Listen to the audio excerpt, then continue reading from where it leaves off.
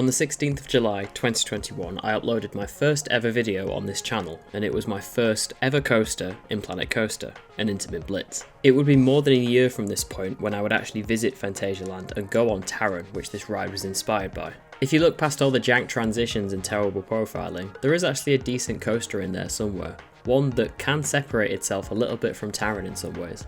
Today I wanted to remaster this coaster. I uploaded this video 4.5 years ago, which is just absolutely crazy to think how long I've been doing YouTube for. But I'd like to think that my coaster building skills have developed considerably since then. So I thought it would be really fun to give this coaster and its layout another go. And especially since Planet Coaster 2 now has the Intamin Blitz in the game, I'm sure you've seen me use it a few times already on the channel, and I've been having so much fun experimenting with all of the different track types that we've got as well, including switch tracks and transfer tracks, so I'll definitely be using some of those in this remaster. As you can see, the original coaster is heavily inspired by Taron and does mimic it a little bit too closely. I'll quickly take you through the layout here so you can really see what I'm on about, because it's not the best coaster. It starts off with a first launch that is way too fast, goes through a very quick overbanked turn, quite a nicely profiled airtime hill that is very janky afterwards, and then it's a really large swooping inversion of the station. I do actually quite like that, but again, just the smoothing is awful. Then it takes a really flat S-turn, another sort of really flat S-turn, dives down really quickly into the second launch. It's still going way too quick at this point, speeds up even more into another not very banked overbank, shoots down, goes through an extremely janky inversion, up into a very powerful airtime hill, big overbank turn again with really flat S-turns. I don't know why I did that so often. I know I was trying to mimic with Taron, but it just didn't really get there. Sideways trim brakes, they're always fun. And then it dives down with a very awkward lateral transition into the brake run. Yeah, not great. I think this should make for a really interesting video, not only to show how far I've improved in 4.5 years, but also how far coasters have improved. Intamin have designed a lot more complex coasters since Taron, and it'll be really interesting to see how I can weave in those switch tracks and like multipass launches into this layout. So let's get into it. This is redesigning my first ever coaster in Planet Coaster 4.5 years later. I just want to start off by saying how insane it is for just realizing how long I've been doing this channel for. 4.5 years is crazy. In that time, when I'm making this video at least, I've uploaded 270 videos and I'm at 21,500 subscribers. That's just insane. I could have never have thought anything like this would have happened when I started. I mean, I didn't even start the channel intentionally. I'd uploaded a video because I wanted to show someone some work that I've been doing in the game, and then yeah, it just kind of came about that it got some views, and I was like, oh, this is really cool, I should just keep going. And then yeah, this channel was sort of created from that. Yeah, it's pretty awesome. So if you ever want to start a channel, just upload a POV of a coaster you've been making, and it can all start from there. It's kind of crazy. Like when I made my video probably quite a while ago now, it'd be over a year ago when Planet Coaster 2 how long have we had Planet Coaster 2? When Planet Coaster 2 was sort of like releasing, I made a video about my time with Planet Coaster 1, and yeah, it was pretty crazy like looking back on all that stuff. But yeah, especially looking back on this coaster, the first ever one I did. And as you can see already, I've already changed the layout quite a bit. We still have that first turn into the launch and then the overbank, just like I had earlier, but this one is actually overbanked like it was before. And then it goes into that twisted airtime hill over that first launch, and then transitions around into, as you saw there, that double inversion over the station. And then as you can see here, I'm putting in the second launch, but it's actually going to be a switch track into that launch, giving you a multi-pass launch. And then I'm just messing around with like different versions of that spike here. I don't settle on this one that I'm building right now or the one before. It ends up being quite different, but it does, it's a lot more unique of a spike than I was originally going for. I was just going to do just a normal spike, and there you go. See, it twists completely 180 degrees all the way around, which is really cool. But yeah, I did want to make this coaster a lot more unique than its predecessor. I think having all of the new features that we have in Planet Coaster 2 now to be able to do this is definitely lending itself quite well to some really unique elements. But of course, I built the last one sort of with the design ideas that Intamin had around then, and the company has come quite a way in new and interesting ride elements. So I really wanted to push this and create some really strange elements for this coaster. And as you can see, it's starting to take shape. It does have the similarities of the previous coaster, but it feels like a new generation of it in a way. I'm a lot more comfortable now with my design skills and what I can create than what I was when I designed this coaster originally. So it's really interesting to see how the layout is changing. I'll do a side-by-side POV at the end of this video just to see really how it's changed so much. But as you can see already, the layout does feel a lot more interesting, and that long drawn out inversion over the station being replaced by those two inversions especially, I think that's probably my favourite moment of this ride so far. That is until we get to the multipass launch section, which we'll get to soon. And then after you come out of those two barrel roll inversions, you come into this sort of almost like a helix turnaround, but it doesn't turn around all the way, and you kind of stall out of this awkward sideways hang time moment at the top for a nice S-curve transition down, referencing back to what Taran is actually like compared to what I sort of stole parts from in the version that I made of it. Yeah, but it's still pretty cool to see the similarities between all three coasters actually. At this point here, I'm starting to connect up the second launch for this ride, which is a multi-pass swing launch. I knew this was an addition I definitely wanted to add since the Intamin Blitz was added into Planet Coaster 2, because it just kind of feels like the next evolutionary step for this coaster model, and I thought with me remastering it, I might as well make the best use out of these new features that we have in the game. And this multi-pass launch not only adds a bit of duration to the ride, but a lot of excitement as well. It's just so disorientating doing the same part of the layout forwards and then backwards, and it obviously gives you the opportunity to have that spike and a top hat, which the previous ride didn't have as well. So yeah, it's a pretty cool addition.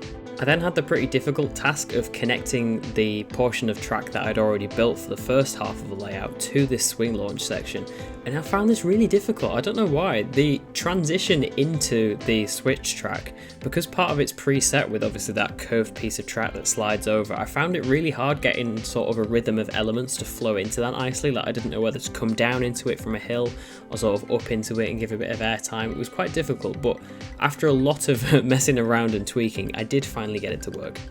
I think there was just something about the rhythm of how the different elements fitted together that just wasn't really sitting well. I don't know what it was, but I say I got it right eventually. This section of track does actually change quite extensively later on in the layout because of another feature that we got with the Intamin Blitz coaster when it got added to this game that I wanted to add, and is specifically inspired by Batman Gotham City Escape, as you will see later. But yeah, it's always important to test your coasters there. As you could see, I was testing the forces and sort of the laterals entering this section, and then from here I started to mess around with the station to add an onload and offload feature. I really think I forget sometimes how many new features we've actually got in this game compared to Planet Coaster 1. The game's just come so far, and how much more technical and interesting we can make our coasters now is just a vast improvement over the previous game. It's so cool to play with. Next, I started to design in the top hat, which this coaster will obviously swing back and forward to build up enough speed to go into the multipass launch. I don't know what it is with top hats. I think it's the limit of how we can twist and turn the track in Planet Coaster that I just find so difficult, especially getting the right profile, and then once you've got the right profile and you're really happy with it, then you have to go back in afterwards and amend it for speed and force changes. I find top hats so difficult to profile correctly, but I think once you've sort of fought the game enough to get the the profiling to work with, I think it doesn't help when you add the banking offset as well, which you need to obviously make the coaster run and feel realistic. But yeah, once you've fought past that and got the spike and top hat to work, the multipass launch effect is really fun to do. Just watching it sort of build up speed as it goes back and forth, and then you can really play around with the different shapes of the top hat and the spike. And I've seen so many people do some really awesome stuff with the switch tracks and creating looped parts of layouts, on Dark Coaster, about how it goes through a switch track and then exits through one, and different passing times and stuff. It's so cool. Just the amount of creativity that switch tracks have allowed us to have with this ride model in the game is so fun, and I really can't wait to use them more in the future. Once I'd sort of argued with the top hat enough, I knew that this was the point in the ride where in the original it left the second launch and went into a large overbank, and then sort of went straight into a really high speed inversion. And I thought that now that we've got that double inversion across the station, and the inversion count is sort of a little bit more in this case, I thought the sort of the layout could actually here go into some airtime. So I did do after this part and it returns to the ground. A bit of a double up, but the top of the double up is an inversion, so you get a little airtime bump before you go into this really high up inversion that would obviously reduce the speed a lot and get some great hang time there. And I thought I'll bring this section of track down. It can be a great head chopper as you enter and exit the spike. And yeah, it really nicely works in that way because you get some great hang time at the top there with that, I say slow inversion, it's not the slowest, and then you get that great head chopper there. And then I thought this can be the point where I do the Taran styled like downwards S turn that I attempted in my original ride, but they ended up being quite flat and dull, whereas this one almost turns into some sort of a Stengel dive, so it'll offer like a really nice snapping transition to the left and then the right as it goes back down to the ground. And then once I'd reached this point here, I wanted to do like a little speed hill before we go into another larger element, just to sort of break it up and give it like a bit of a break, I suppose, while you're on the ride, make it a bit more comfortable, and also retaining a bit of speed before it goes into like another larger element. So it actually sort of threads through down under that second inversion into sort of like the space that helix kind of creates. And then once you come off that speed hill, it then goes up into this very strangely shaped Immelman, sort of how I mentioned before. I wanted to try some really unique shaping, and then it just cuts across the top of that second inversion there really nicely. And then it sort of got to the point in the ride where I realised that a brake run would just not be feasible in this position. Now I've sort of put together most of the rest of the layout, I thought, how am I going to fit a brake run in here? And I basically just had pretty much no idea. I thought about tunneling it down underground, but then the section of track that would actually be underground to be able to connect with it would be so long, and I thought it's probably a bit too much groundwork to actually be realistic. So the elements and the layout sort of go a little bit weird here, as it sort of like very quickly meanders back to the brake run. This, thankfully, doesn't stay, and I do come up with a much better solution for this, like I mentioned earlier, that is directly inspired by the way that Batman Gotham City Escape ends, because I just thought, what coasters that are out there that have to like come into the brake run in quite a strange way because of a lack of space? And I thought, oh, Batman Gotham City Escape does exactly that. And then that's when I came up with the idea of, instead of having a brake run directly here, we would come into a spike and a turntable. This, for me, with Batman Gotham City Escape and this coaster, is an excellent example of how refinements in space and like confines of environment lead themselves to really exciting and different elements on your coasters. And only sort of things like this happen, and then it gives you those really unique design changes that you've had to make. Like if you think about some of the most creative coasters out there, some of these elements and parts of the ride only exist because they've had to, because of a certain restriction. And I quite like how really interesting ride layouts have been born out of that. So I do end the ride here through going through a brake run up into a spike, and then you fall back down it into the brakes. But I do change the layout of this and how it enters it, because I wanted a few more elements in the second half of the ride. So the spike actually goes in the opposite direction, and the turntable sort of remains there. And then I was tasked with the challenge of meeting that turntable up with the rest of the layout there. So I do sort of come into another bit of a dive loop here, very interestingly profiled one, again sort of like hangs out on its side and gives some really interesting sideways airtime as you transition up into it. And then obviously, because it's an Intamin Blitz, and I just had to put in a Mosasaurus roll. There was no real excuse for this. I just thought, sod it, I'm putting in a Mosasaurus roll because it's one of Intamin's best ever creations, I think. Easily my favourite moment on Velocicoaster, and I just absolutely love it. It's so fun. But yeah, that is pretty much the layout done. I will get back to you with some nice cinematics and a POV once I've finished it off and done some custom supporting. I will see you in a minute.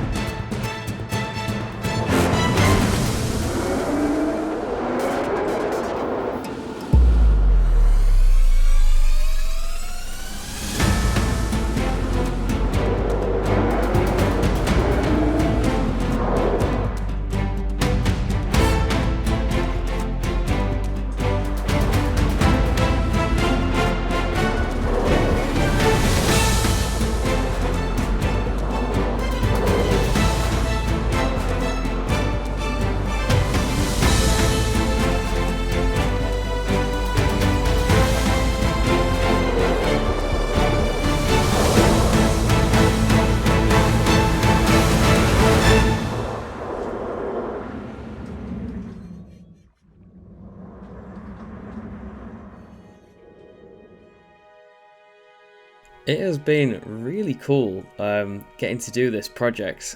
I thought it would be a pretty fun project to do regardless, but like seeing how much not only me but like the game has changed in 4 years is absolutely crazy. I know these are obviously different games, but like, it's crazy to see what is now possible, and it's really awesome to compare these two side by side, and it just makes you realise how crap the first one was. But yeah, like going from my first ever coaster, not even like my first one to make YouTube, that is literally my first coaster I made in Planet Coaster, to 4.5 years later, fast forward to this. It's pretty cool seeing it all come together now. Obviously the ride, the new one, is a lot longer, given that it's got a multi-pass swing launch and stuff, so I had to pause that other POV there, and the other one is absolutely flying around the track at ridiculous speeds that would be very unsafe. But yeah, it's cool to see how far I've come in 4.5 years, and yeah, it's really awesome. It's quite nice to look back on, to be honest. I might do this again, see if I like find other coasters that I did early on, and I can go back and remaster them, because I think it's quite cool being able to see your older work and like being able to go back and improve on it, especially with the skills that you now have, having worked on it for so long, like in the game. It's pretty cool. And that does it for this video. This is my remaking my first coaster in Planet Coaster 4.5 years later. Pretty cool. I've really enjoyed this project, and I hope you have as well. It's been so fun to be able to do this. Just looking back on what I used to create and where my channel started out at, and then the transition to now, it's pretty cool. I was talking to my parents about it earlier. It's like it doesn't feel like 4.5 years since I started this channel. It's absolutely crazy. It's crazy how fast that it's gone. It doesn't really feel like I've been doing it for 4.5 years, but then I think of all the things in my life that have happened since then. It's like, yeah, I've done so much. It's pretty crazy what can happen in that amount of time, but also quite crazy in what a channel like this can stem from. I just uploaded that one video of that fairly crappy Intamin Blitz that I made, and then it got like 50 views, and I was like, whoa, that's pretty cool. And I just kept going, and yeah, that's how we got here. So if you want to create a YouTube channel doing Planet Coaster stuff, just go for it. You've got nothing to lose. It's really fun to get it to this point, and it was really fun getting here over the years as well. Been able to make so much awesome content, been able to make so many friends with it as well. It's really cool, and yeah, it's just quite wholesome now looking back on it. I've just really enjoyed this video and this whole process. So yeah, thank you so much for watching, and I will see you in the next video. Goodbye.